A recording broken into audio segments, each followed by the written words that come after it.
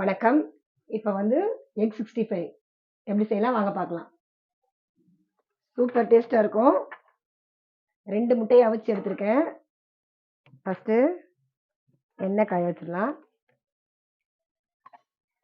65 தேவையான அளவுக்கு பொரிக்கிறதுக்கு எண்ணெய் ஊற்றிடலாம். சிம்ல இருக்கட்டும். நம்ம அதுக்குள்ள ரெடி பண்ணிக்கலாம். 2 முட்டையை அவிச்சிருக்கோம் பாருங்க. இதை வந்து மஞ்சக்கரு மட்டும் எடுத்துடலாம். இதில் மஞ்சக்கரு எடுத்துட்டு இந்த வெள்ளைக்கரு மட்டும் நம்ம இப்போ எடுத்துக்கலாம்.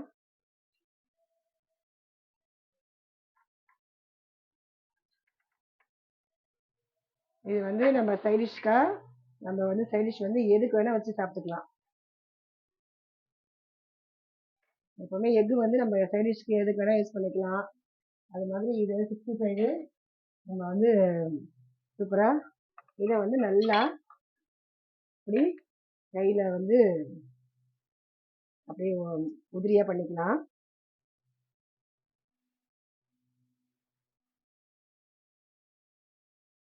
இது வந்து ஒரு 10 நிமிஷம் ஆன கூட கிடையாது, குயிக்கா முடிஞ்சிடும்.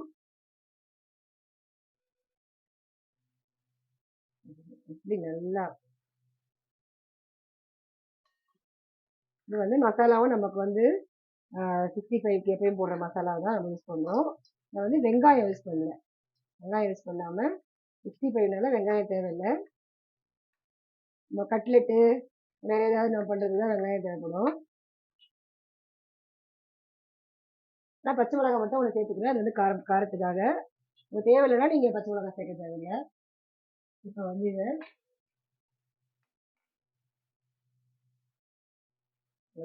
நல்லா தூளா பண்ணியாச்சு. அதை வந்து இப்படி ஒரு பவுலில் போட்டுக்கலாம். கடலை மாவு பாருங்க, ஒரு 2 ஸ்பூன் அளவுக்கு கடலை மாவு சேர்த்துடுறேன். அதுக்கப்புறம் இஞ்சி பூண்டு இடிச்சது, அது வந்து 1 ஸ்பூன் அளவு. அதுக்கப்புறம் பார்த்தீங்கன்னா கரம் மசாலா 65 மசாலா, அது வந்து 1 ஸ்பூனு. கொஞ்சம் மிளகாய் தூள் 1/2 ஸ்பூனு. அதுக்கப்புறம் மஞ்சள் தூள் 1/4 ஸ்பூனு. கரம் மசாலா 65 சேர்த்துருக்கேன். கரம் மசாலா வந்து ஒரு 1/4 ஸ்பூன் அளவுக்கு. அப்புறம் பச்சை மிளகா, ஒரே ஒரு சின்ன பச்சை மிளகா. கொத்தமல்லி பாருங்க, பொடியை நறுக்குனது.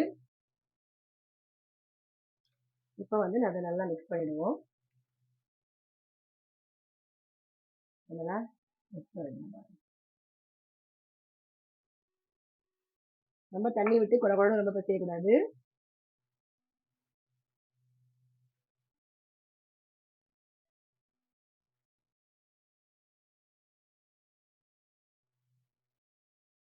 இது வந்து நம்ம வந்து சாதாரணமாக ஸ்நாக்ஸாக கூட சாப்பிட்டுக்கலாம். என்கிட்ட 65 தானே, அதனால வந்து ஸ்நாக்ஸாகவும் சாப்பிட்டுக்கலாம். இல்லை வந்து சாப்பாட்டுக்கு எந்த சாதமாக இருந்தாலும் சைட் டிஷ் போட்டு சாப்பிடலாம்.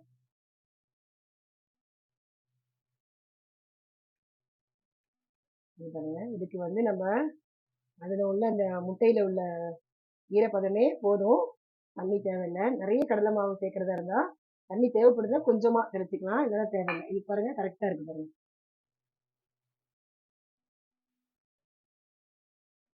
வந்து இதில் கொஞ்சம் தேவையான அளவு உப்பு மட்டும் சேர்த்துக்கலாம்.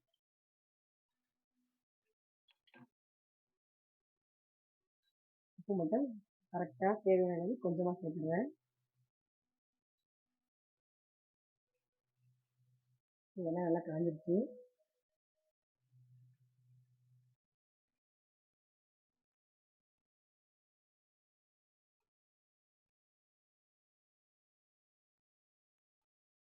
இதை வந்து பாருங்க, இப்படி நல்லா நல்லா உங்களோட நல்லா மிக்ஸ் ஆயிடணும் எல்லாமே.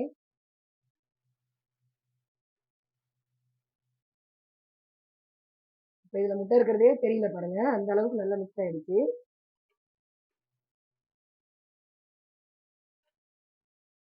இப்போ கொஞ்சமா ஒரு டேஸ்ட்டுக்காக ஒரு 1/4 ஸ்பூன் மட்டும் பட்டர் எடுத்திருக்கேன். இப்படியா இருக்கு, அதை வந்து இப்படியே மிக்ஸ் பண்ணிடுவேன்.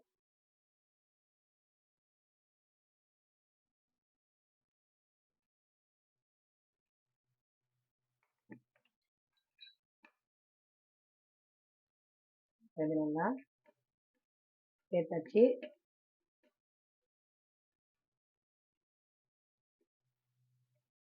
இப்போ பாருங்க, இதை வந்து எண்ணெயில் பொரிச்செடுக்கணும். இதுக்கு வந்து அரிசி மாவு கொஞ்சமா, அரிசி மாவு மேலே கோட்டிங்காக ஒரு 2 ஸ்பூன் அளவுக்கு அரிசி மாவு எடுத்திருக்கேன்.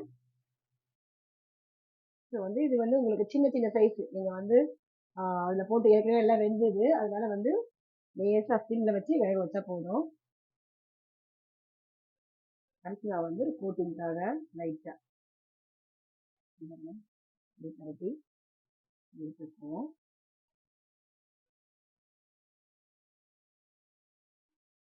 நம்ம தண்ணியே போடல. உங்களுக்கு எவ்வளோ அளவு தேவைப்படுதோ அதுக்கு தகுந்த மாதிரி நீங்கள் கடலை மாவு எடுத்துக்கலாம். கடலை மாவு நீங்கள் யூஸ் பண்ணலைன்னா நீங்கள் மைதா மாவு கூட அதில் யூஸ் பண்ணிக்கலாம். அதுக்கு பதிலாக கடலை மாவு இல்லைன்னு சொல்லும்போது நீங்கள் வந்து மைதா மாவு கூட இதே மாதிரி நீங்கள் யூஸ் பண்ணிக்கலாம். கொஞ்சம் மெலிசா தட்டினீங்கன்னா சீக்கிரம் வந்துடும். இல்லை நீங்கள் இப்படியே வந்து எதுவுமே போடாமல் இப்படியே பொரிச்சு கூட நீங்கள் அப்படியே எடுத்து சாப்பிட்லாம். நான் வந்து இந்த கோட்டிங் நல்லா கொஞ்சம் பார்க்கறதுக்கு நல்லா இருக்கு, ஸ்நாக்ஸாகவும் சாப்பிட்டுக்கலான்னு இந்த மாதிரி போடுவேன். உங்களுக்கு எப்படி சாப்பிட்றீங்களோ அதுக்கு தகுந்த மாதிரி நீங்கள் வந்து இதை போட்டுக்கலாம். அப்படியே போட்டு எடுத்தாலும் உங்களுக்கு வரும்போது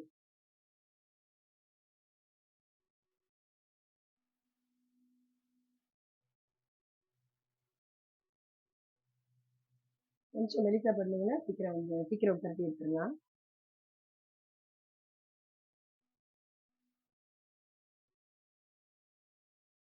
நல்லா டேஸ்டாக இருக்கும்.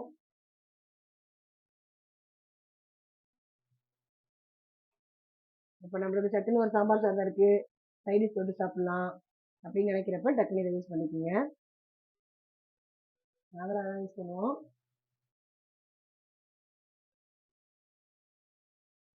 முட்டை இருந்துச்சுன்னா போதும், அதில் எந்த வெரைட்டி செய்யலாம் அப்படின்ட்டு யோசிச்சுட்டு டக்குன்னு போட்டுருவோம். நீங்கள் வந்து அதே மாதிரி நீங்களும் செஞ்சு சாப்பிடுங்க, எப்படி இருக்குன்னு சொல்லுங்கள்.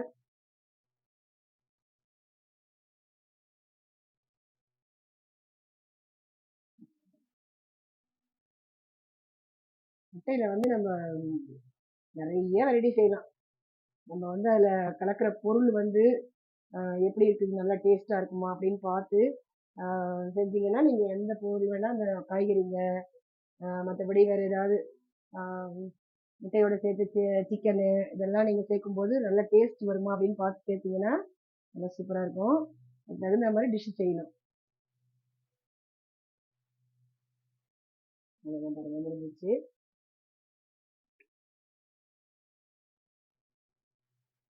எனக்குறைய ஒரு கட்லெட் மாதிரியே வந்துருச்சு இது, ஆனால் இது வந்து 65.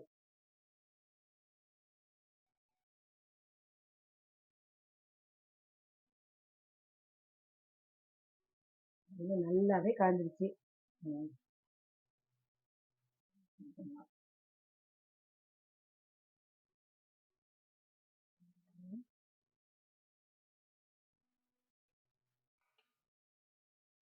இதில் வந்து நீங்கள் அந்த கடலை மாவு இல்லைன்னா மைதா மாவு சேர்த்துக்கலாம்.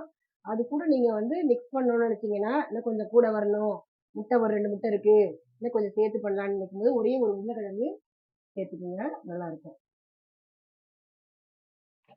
இப்போ பாருங்கள், இதை போட்டு எடுத்துடலாம்.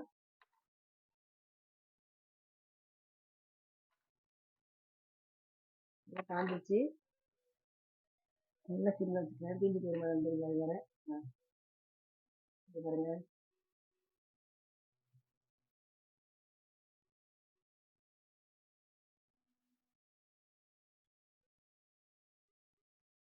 நல்லா கமகமாக போட்ட உடனே 65 மசாலா வாசனை, இஞ்சி பூண்டு வாசனை நல்லா அருமையாக வருது. செஞ்சு பாருங்கள், அப்போ தான் தெரியும், நான் சொன்னால் தெரியாது. நீங்கள் வந்து செஞ்சு பார்க்கணும். செய்யும் போது தான் உங்களுக்கு சாப்பிடும் போல ஆசையாக இருக்கும், அந்த ஃபீலிங் தெரியும். நான் சொல்லும்போது நான் செய்யறதான சொல்கிறேன்னு நினைக்கலாம், அதனால் வந்து நீங்கள் செஞ்சு பாருங்கள், அப்போ தான் தெரியும். பரவாயில்ல, எண்ணெய் காயில் அவ்வளோவா, மீடியம் தீயில தான் இருக்குது.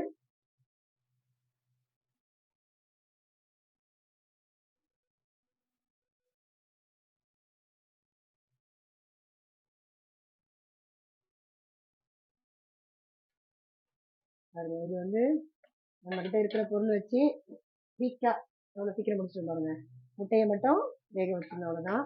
அந்த வெள்ளைக்கருவை வந்து எடுத்துட்டிங்கன்னா நல்லா இருக்கும். கேட்டால் அது வந்து போட்டு செய்யலாம், இருந்தாலும் வந்து கொஞ்சம் ஸ்மெல்லு ஒரு கொஞ்சம் வரும். அதனால வந்து அது இல்லாமல் இந்த மாதிரி செய்யுங்க, நல்லாயிருக்கும்.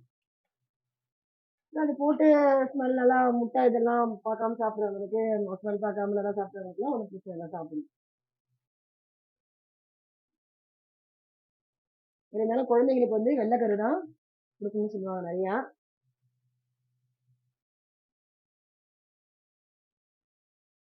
அவ்வளோதான் பாருங்க. ரொம்ப கருப்பாக வேண்டியதில்லை, ஓரளவுக்கு கோல்டன் ப்ரௌன் கலர் வரும்போது நம்ம இப்போ திருப்பி எடுத்துடலாங்க. அவ்வளோதான், இப்போ ரெடி ஆயிடுச்சு. இப்போ இதை எடுத்துடலாம்.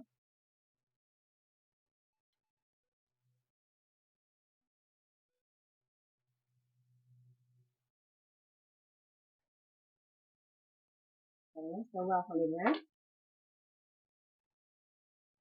இந்த எண்ணெயிலேயே வந்து நல்லா பொரிஞ்சிடும். நம்ம இதை வந்து தைரியமாக நம்ம சாப்பிடலாம். எங்கிட்ட நம்ம இஞ்சி பூண்டெல்லாம் சேர்த்துருக்கோம் இதில், அதனால டைஜஷன் ஆகிடும். பயம் இல்லாமல் நைட் நேரமாக இருந்தாலும் சாப்பிட்டுக்கலாம்.